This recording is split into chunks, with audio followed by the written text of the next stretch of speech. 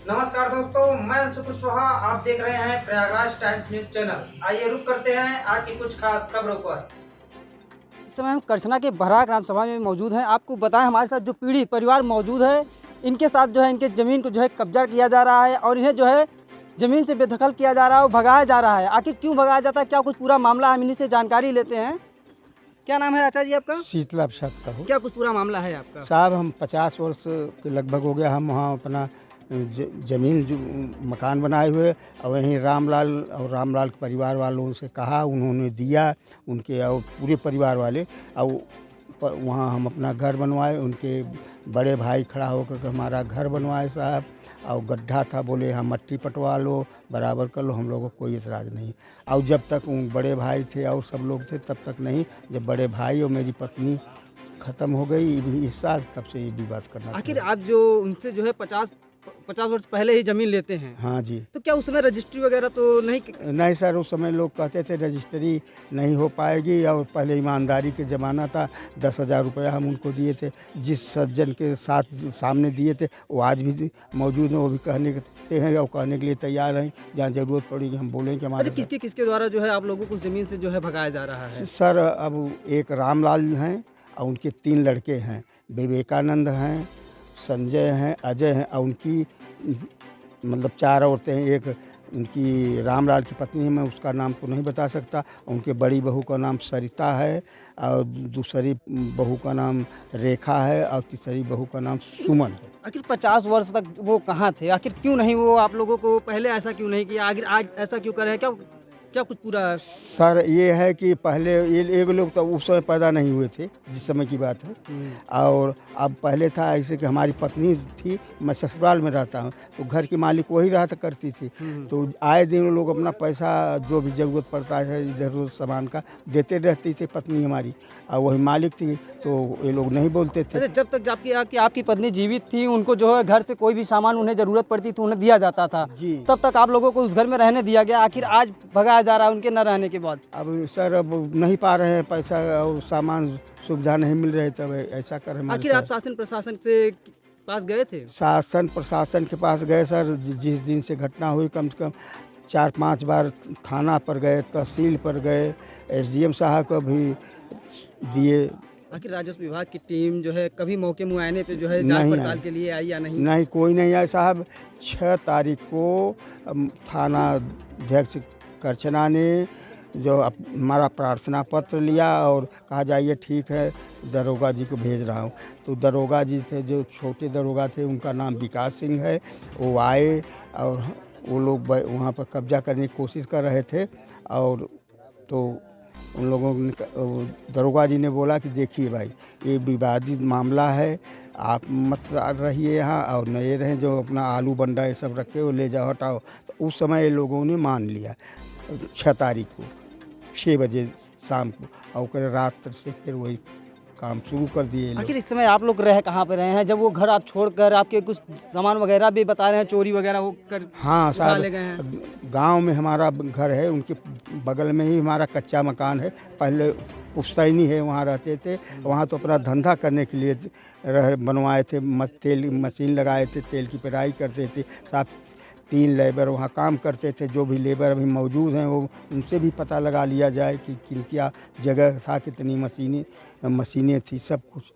अच्छा, शासन प्रशासन से आप क्या गुहार लगाना, क्या चाहते हैं कि आप किस तरीके का आपको न्याय मिलना चाहिए? साहब हम ये चाहते हैं कि हमारे साथ न्याय किया जाए, जो हमारा पुश्तैना ज़मीन है वो हमको दिलाया जाए, और वो हमसे मारने की धमकी दे रहे हैं, हमारे ऊपर किसी भी प्रकार का खतरा न करें। अच्छा, मारने पीटने की धमकियां भी दी जा रही हैं उन लोगों के द्वारा? जी, जान से मारने की धमकी दे रहे हैं, पूरा परिवार का काट के फेंक देंगे। अच्छा, आखिर ऐसा क्यों करेंगे? आखिर वो जब पहले ज़मीन 50 वर्ष पहले उनके पिताजी वगैरह दिए थे क्या आपको ज़मीन? हाँ, उनके बड़े भाई थे, वो नहीं है इस समय दुनिया में, और ये उनका इस समय उस समय लोगों की जो थे वही कम चलने फिरने वाले थे, तो इनके बड़े बहनोई थे, वो हमसे भी ज़्यादा उम्र के थे। हमारा 73 साल उम्र हो गया, वो हमसे करीब 90 साल रहा होगा। तो अगले साल उनका देहांत हो गया। अब तो जब उनका देहांत हो गया और जब मेरी पत्नी का देहांत हो गया, तब ये लोग इस तरह से हमारे साथ व्यवहार कर रहे हैं। अच्छा। जी।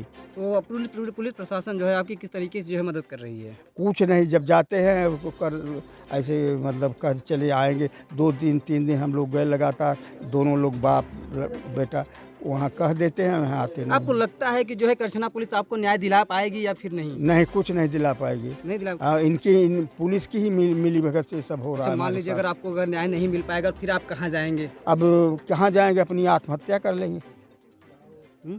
अब गरीब आदमी हैं, इससे ज़्यादा तो कुछ कर नहीं पाएंगे। ना हमारे पास वो लोग बाहुबल हैं, उन लोगों के पास बाहुल्यता है, उन लोगों को बहुसंख्यक है, हम अकेले हैं, घर है, क्या करेंगे साहब? अपना या तो वो लोग मार डालेंगे या तो हम खुद अपनी आत्महत्या कर लेंगे, जो 3-4 लोग हैं। आप आत्महत्या कर लेंगे अगर आपको न्याय नहीं मिला तो? आप सब लोग आप पूरे परिवार समेत आत्महत्या कर लेंगे? हाँ आखिर जी। ऐसी इस कदम को क्यों इतना जो है आप गांव में रह नहीं पा रहे, इसकी वजह से आप आत्महत्या कर लेंगे? जी, जब कोई सहारा नहीं रहेगा तो क्या करेंगे?